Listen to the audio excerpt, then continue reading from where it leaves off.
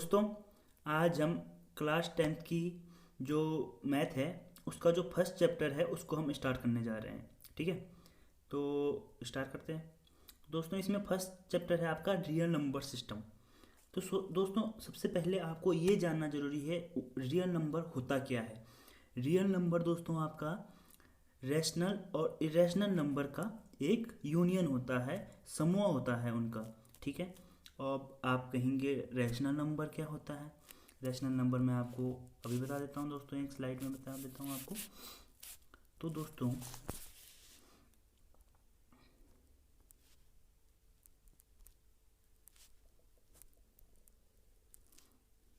Rational rational number जो आपके होते हैं दोस्तों, ऐसे नंबर जिनको हम पी बाई क्यू की फॉर्म में लिख सकते हैं।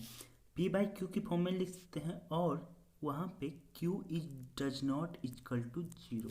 इसको मैं अभी आपको समझाता हूँ।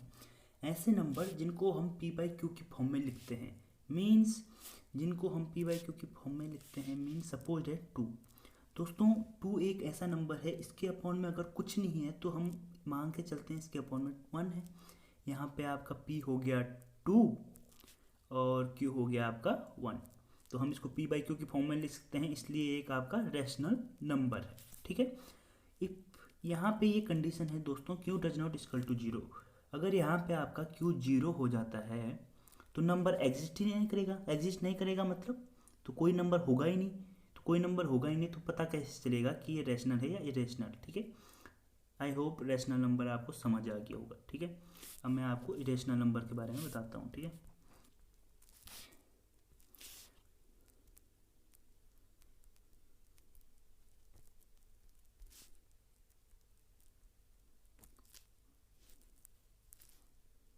इरेशनल नंबर दोस्तों, इरेशनल नंबर ऐसे नंबर दोस्तों, सेम वही डेफिनेशन हो जाएगी दोस्तों आपकी। ऐसे नंबर जिनको हम पी बाई क्यू की फॉर्म में नहीं लिख सकते। ठीक है, यहाँ पे भी वही कंडीशन बनेगी, q is does not equal to zero. तो पी बाई क्यू की फॉर्म में हम इन्हें नहीं लिख सकते मीन्स ऐसे नंबर जिनको हम पी बाई क्यू की फॉर्म में नहीं लिख सकते। सपोज दैट आप लीजिए रूट टू को भी हम पी बाई क्यू की फॉर्म में नहीं लिख सकते हैं। ठीक है, और आप ले सकते हैं, अगर कोई नंबर हम आपको सामने लें तो आप ले लें 0.234 और ये इनफाइनाइट तक आगे जाते जा रहा है। ठीक है, ये भी आपका ये नहीं है, क्योंकि अगर हम इसका पॉइंट हटाते हैं दोस्तों, इसका जब हम इसको पॉइंट को हटाते हैं तो वन के आगे ये इनफाइनाइट तक जा रहा है, 4 5 6 इनफाइनाइट तक। इसके आगे उतने ही जीरो आ जाएंगे। कोई एग्जैक्ट नंबर नहीं मिल रहा है हमको, इसलिए ये आपका एक इरेशनल नंबर है। अगर मैं आपसे कहूँ 0.2, ये आपका एक रैशनल नंबर है दोस्तों, क्योंकि यहाँ से अगर हम पॉइंट हटाएंगे तो ये आपका 2/10 बन जाता है, जहाँ पे हमारा पी टू हो गया, क्यू हमारा 10 हो गया। तो ये आपका एक, ये बन गया आपका एक इरेशन, ये आपकी नंबर जो बन गई एक, ये आपका रैशनल नंबर बन गया दोस्तों। ठीक है, तो दोस्तों रैशनल और इरेशनल नंबर मैंने आपको बता दिए हैं और उनका ही यूनियन जो होता है दोस्तों वो आपका रियल नंबर होता है। अगली जो हेडिंग है दोस्तों इस चैप्टर की हमारी, वो है प्राइम फैक्टराइजेशन। ठीक है, प्राइम फैक्टराइजेशन में क्या होता है दोस्तों, इसमें अगर मैं आपको एक एग्जांपल दूं, सपोज दैट नंबर 24 है। ठीक है, ये 24 है, इसको हम इसके प्राइम नंबर के मल्टीप्लिकेशन में हम बांट सकते हैं। 24 को हम कैसे लिख सकते हैं, एक मिनट देखिए आप, यहाँ पे इसके आगे नहीं लिख रहा हूँ मैं, यहाँ लिख रहा हूँ 3 × 2 × 2 × 2। इस तरीके से लिख सकते हैं हम। 24 को उसके प्राइम मल्टीप्लिकेशन में डिवाइड करना आपका प्राइम फैक्टराइजेशन कहलाता है दोस्तों। ठीक है, जैसे यहाँ देखिए 24 है, इसको मैं आपको एक बार समझा देता हूँ क्योंकि ये आपकी एक्सरसाइज में भी है ऐसा ही क्वेश्चन। ठीक है, 24 है, 24 आपका 2 से डिविजिबल है। ठीक है, जो सबसे छोटा जो आपका प्राइम नंबर है उसको सबसे पहले हम लेते हैं 2। सबसे छोटा आपका 2 है, ये आपका 2 से डिविजिबल है दोस्तों। अगर ये आपका 2 से डिविजिबल है तो 2 से ये आपका 12 बार डिविजिबल है। फिर 12 भी आपका 2 से डिविजिबल है, जो 12 है वो आपका फिर से 2 से डिविजिबल है 6 बार। 6 भी आपका 2 से डिविजिबल है, वो आपका 2 से डिविजिबल है 3 बार। 3 आपका 2 से डिविजिबल नहीं है तो हम उससे एक आगे का जो प्राइम नंबर होगा वो होगा आपका 3। 3 आपका जो प्राइम नंबर है वो 3 से डिविजिबल है 1 बार, ठीक है।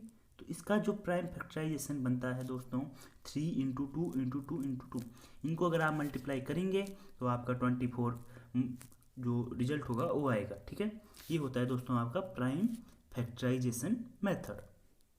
तो दोस्तों आपको प्राइम फैक्टराइजेशन मेथड अच्छे से समझ आ गया होगा। इस चैप्टर की अगली हेडिंग है दोस्तों fundamental theorem of arithmetic. Fundamental theorem of arithmetic दोस्तों आपकी क्या कहती है, ये मैं आपको देखिए, कोई नंबर अगर हम 36 लेते हैं, सपोज दैट ये 36 लिखा हुआ है ऊपर, इसी को मैं ले लेता हूँ।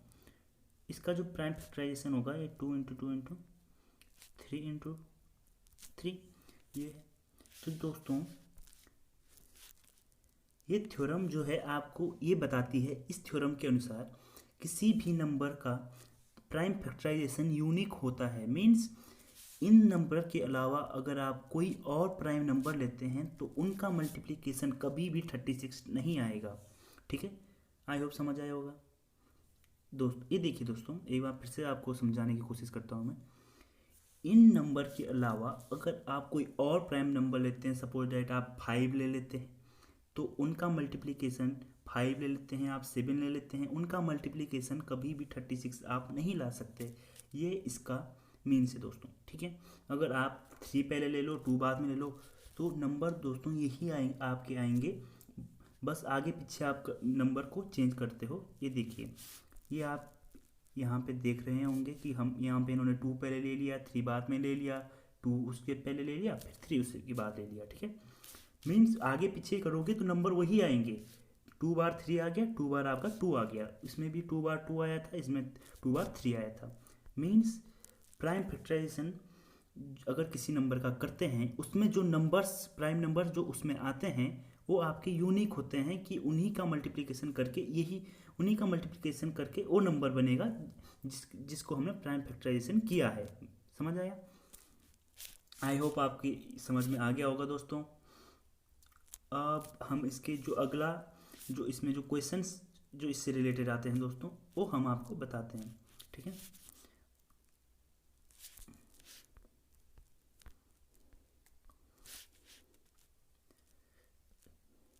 फर्स्ट वाला क्वेश्चन दोस्तों मैंने आपको 24 वाला समझा दिया था, मैंने कहा था ये आपके एक्सरसाइज में भी है, तो दोस्तों ये मैंने आपको बता दिया है, ठीक है।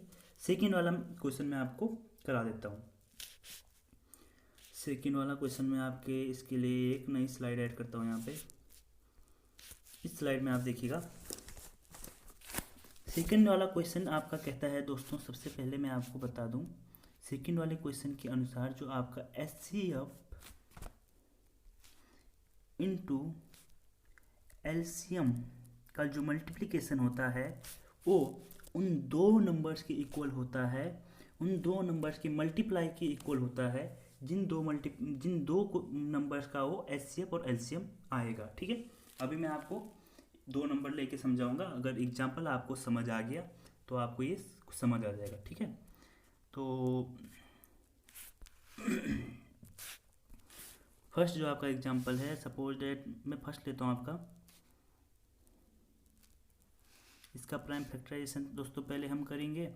इसका प्राइम फैक्टराइजेशन करेंगे तो ये हो जाएगा 2 से ये जाएगा 255 बार, ये फिर 3 से जाएगा ये आपका 85, 5 से जाएगा ये आपका, ये जाएगा 5 से 17 और 17 से आपका 1। इसी तरीके से अगर मैं आपका कोई दूसरा नंबर ले लूँ 92 दोस्तों आपका 2 से जाएगा 46, 2 से जाएगा आपका 23 और 23 से जाएगा आपका 1, ठीक है। ये दोस्तों अगर हम इसको अब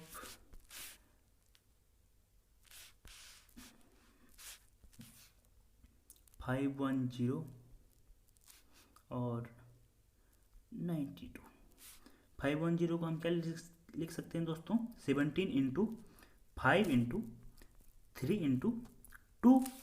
92 को हम लिख सकते हैं 23 इंटू 2 इंटू 2। अब एलसीएम और एचसीएफ आप दोनों यहाँ पे मैं आपको सिखा देता हूँ। इन दोनों का जब हम एलसीएम लिखते हैं यहाँ पे LCM and HCF, lowest common factor and highest common factor. ठीक है, यहाँ पे एलसीएम निकालने के लिए दोस्तों सबसे पहले हम दोनों में आपका कॉमन देखते हैं। कॉमन आपका दोस्तों यहाँ पे 2 है, तो दोस्तों हम यहाँ से 2 कॉमन ले लिया।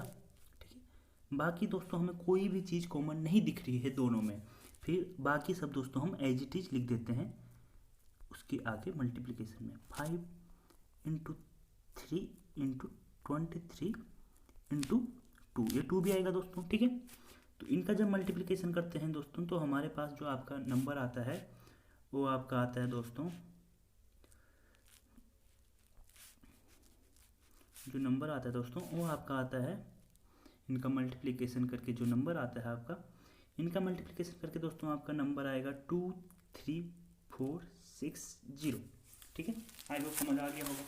ठीक, एलसीएम क्या होता है, सबसे पहले हम दोनों में कॉमन का जो टर्म होती है उसको देखते हैं। कॉमन यहाँ से 2 आ गया, बाकी को हम एज इट इज दोस्तों लिखते हैं, और मल्टीप्लिकेशन करके जो नंबर आ गया वो उन दोनों का एलसीएम होता है।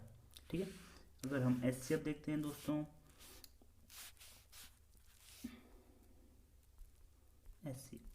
एचसीएफ में दोस्तों कुछ नहीं है। एचसीएफ अगर आप देखेंगे तो एचसीएफ में दोस्तों जो केवल दोनों में कॉमन है वही आपका एचसीएफ है। यहाँ पे दोनों में कॉमन आपका, दोनों में जो कॉमन है आपका वो आपका है 2, देख लो आप, दोनों में आपका कॉमन 2 है, तो 2 इसका एचसीएफ हो जाएगा।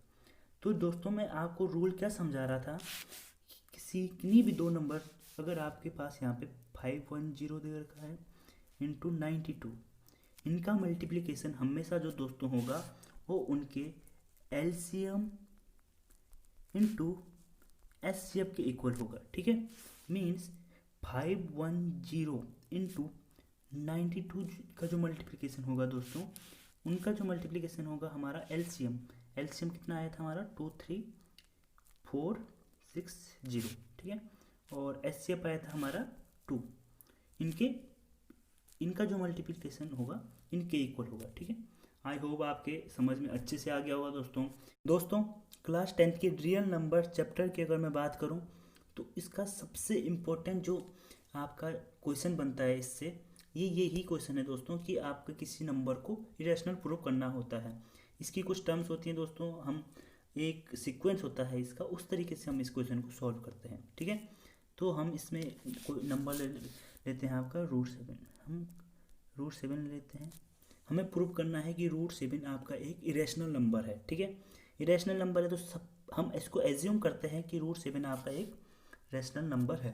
ठीक है, एज्यूम करेंगे दोस्तों अगर ये एक आपका रैशनल नंबर होगा तो हम इसको p/q की फॉर्म में लिख सकते हैं। ठीक है, p/q की फॉर्म में लिख सकते हैं, तो यहाँ पे q does not equal to 0, ये तो आपको पता ही है। ठीक है, यहाँ पे p और q दोस्तों आपका को प्राइम नंबर होते हैं। को प्राइम नंबर मीन्स इनका जो कॉमन फैक्टर होता है वो 1 होता है दोस्तों। मीन्स अगर हम 2 नंबर ले लें 4 और 5, ये को प्राइम नंबर है दोस्तों, इनका कॉमन फैक्टर केवल 1 आता है। ठीक है, तो ये को प्राइम नंबर होते हैं दोस्तों। यहाँ पे दोस्तों हमने जो आपका ये देखिए आप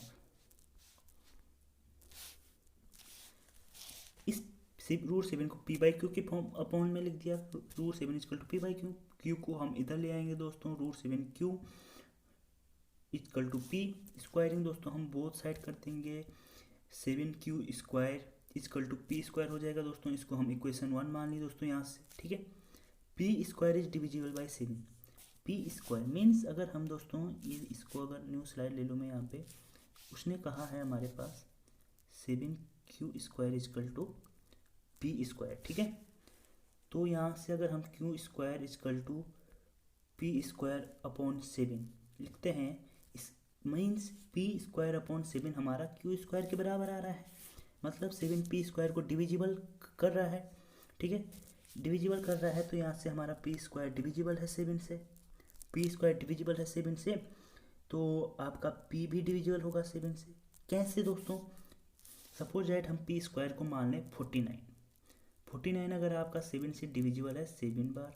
ठीक है, तो जाहिर सी बात है अगर आपका 49 7 से 7 बार डिविजिबल है तो 49 मीन्स ये पी स्क्वायर था, मीन्स जो पी होगा आपका 7 भी 7 से डिविजिबल होगा, ठीक है। मीन्स 7 भी 7 से डिविजिबल हो गया। तो अगर आपका मैं ले लूँ 7, अगर आपका 7 इंटू 2 से भी डिविजिबल होगा, मीन्स 7 जो आपका 7 सी से भी डिविजिबल होगा, ठीक है। सी यहाँ पे कोई भी नंबर ले लो दोस्तों आप मल्टीप्लाई में इसके साथ, ठीक है। तो हम आपकी स्लाइड पे आते हैं वापस। तो दोस्तों ये देखिए p square is divisible by 7, ये मैंने आपको बता दिया। P is also divisible by 7, ये आपको बता दिया मैंने। P is equal to 7c, p is equal to 7c means p 7c से भी डिविजिबल हो जाएगा, ठीक है। 7c को हम इसके अपॉन में लाएंगे equal to 1, 7c means 7 into C, कोई भी नंबर हो, कोई भी पॉजिटिव इंटीजर आ जाएगा यहाँ पे, उससे डिविजिबल हो जाएगा, ठीक है। तो दोस्तों इसमें भी हम बोथ साइड स्क्वायर कर लेते हैं। P square is equal to 49c square हो जाएगा दोस्तों। ये यहाँ से पी, इसको हम सेकंड इक्वेशन लेते हैं, यहाँ से हमें पी स्क्वायर की 49c स्क्वायर जो हमारी वैल्यू मिली है उसको हम ऊपर वाले p square is equal to 7q square के इक्वल रख देते हैं, ठीक है। इसके इक्वल जब हम इसको रखते हैं दोस्तों तो यहाँ से हमें Q square is equal to 7c square मिल गया। Q is divisible by 7, Q जो आपका क्यू है वो 7 से डिविजिबल है, ठीक है। अब यहाँ देखिए दोस्तों क्यू कॉमा पी दोनों 7 से डिविजिबल हो रहे हैं और हमने सबसे पहले एक लिखा था को प्राइम नंबर, मीन्स को प्राइम नंबर मीन्स पी और क्यू अगर को प्राइम नंबर हैं, ठीक है, तो इनका ये केवल इनका जो कॉमन फैक्टर आएगा वो 1 आएगा, मीन्स, ठीक है। पर ये दोनों तो 7 से भी डिविजिबल हैं, दोनों के दोनों, मीन्स इनका कॉमन फैक्टर 7 भी आ गया दोस्तों आपका, ठीक है। तो हमने जो स्टेटमेंट ली थी दोस्तों कि ये दोनों को प्राइम नंबर हैं, ये गलत हो गया, ठीक है। को प्राइम नंबर गलत हो गया तो मतलब हमारी जो स्टेटमेंट थी, जो मेन स्टेटमेंट हमारी थी कि √7 एक रैशनल नंबर है, ये स्टेटमेंट भी आपकी गलत हो गई, ठीक है। तो अगर ये स्टेटमेंट आपकी गलत हो गई तो √7 आपका एक इरेशनल नंबर प्रूफ हो गया दोस्तों। आई होप आपको ये अच्छे से समझ आ गया होगा दोस्तों, ठीक है। थैंक यू दोस्तों। अगर आपको अच्छे से समझ आ गया दोस्तों तो आप चैनल को सब्सक्राइब कर दीजिए और लाइक कर दीजिए और बेल आइकन को दबा दीजिए।